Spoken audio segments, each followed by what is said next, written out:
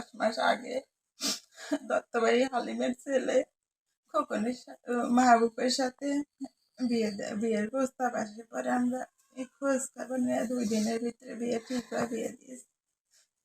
গত 10 মাস ভালোই ছিল, আমরাও যাতায়াত করতাম, ফ্যামিলি আত্মীয় স্বজন সবাই ভালোই ছিল। কিন্তু হঠাৎ করে শনিবারের দিন ভোরে ফোন গেছে আমার কাছে, আমরা ঢাকা চাকরি করি।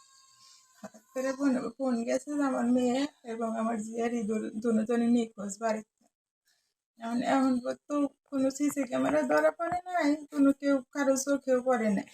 তারাও খোঁজ খবর নিতেছে, আমরাও খোঁজ খবর নিতেছি, দুনো ফ্যামিলিতে খোঁজ খবর নেওয়া হইতেছে, কিন্তু কোনো জায়গা থেকে এখনো কোনো খোঁজ খবর আসে নাই।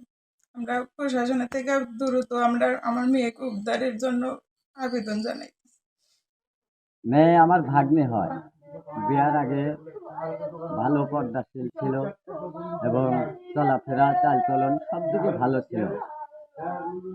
কেউ এলাকার মানুষ জানেও না যে আমার এই বাড়িতে মেয়ে আছে।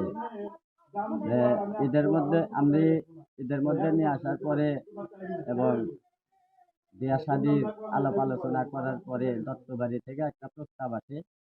আমি দেখা শোনা তাদের সাথে আমার ভাগ্নেকে বিয়া দেই। দত্তবাড়ি হালিম তালুকদারের ছেলে মাহবুবের সাথে।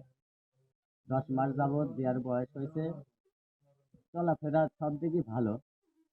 কিন্তু এই ঈদের পরে আনা নেওয়ার পরে মেয়ে শ্বশুর বাড়ি গেছে, আমরা ঢাকাতে গেছি। যাওয়ার পরে শনিবার দিন মেয়ে হারাইছে, আমাকে জানাইছে হলো একদিন পরে, রবিবারের দিন আমি জানি। তখন আমিও খোঁজাখুঁজি করছি, তারাও খোঁজাখুঁজি করতেছে। এ মতো অবস্থায় আমি সিরাজগঞ্জ থানায় অভিযোগ জানাইছি। অভিযোগ জানানোর পরে বলছে যে হ্যাঁ, আমরা পদক্ষেপ নেব। আমি বিনীতভাবে অনুরোধ জানাই আমার ভাগ্নের যেন তদন্ত করে এবং খোঁজ খবর করে আমার ভাগ্নেকে জীবিত ফেরত চাই। আমি ঘটনা শনিবারে ভোর 5:30টায় মনে হয় ঘটনা, আমি জানি হচ্ছে রবিবার পার হয় সোমবারের দিন আমি জানি বিষয়টা, যে আমার এখানেই বাড়ির পাশেই আমার বাবার নাম সেলিম, মেয়ের নাম সালমা খাতুন, 16-17 বছর বয়স হবে। তো পারিবারিকভাবেই এই মেয়েটার বিয়ে হয় এবং খুব ভালো বিয়ে, শ্বশুরবাড়িতে খুব ভালো সুখী আছে শুনলাম। তো এর মধ্যে হঠাৎ করে শুনতে পেলাম যে এই গত শনিবারে ভোর 5:30টার দিকে নাকি ওই মেয়ে, আমার যে ভাগ্নিটা বিয়ে হয়েছে, ওর একটা ননদ আছে ওই সেম বয়সেরই। তো এই দুইজন দত্তবাড়ি সিরাজগঞ্জ সদর দত্তবাড়ি গ্রামে বিবাহ হয়। তো মেয়েটার শ্বশুরবাড়ি থেকেই বউ এবং ননদ এই দুজনই নিখোঁজ হয়। তো জানি আসলে নিখোঁজটা কী জন্য হয় এটা এখনও তথ্য সন্ধান আমি পাইনি।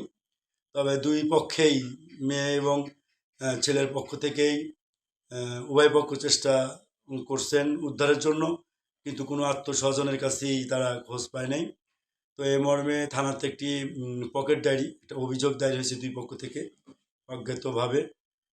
আর মেয়ের পক্ষ থেকে হয়তো অভিযোগ হয়েছে ছেলের বাড়ি থেকে হারিয়ে গেছে, খোঁজ নাই।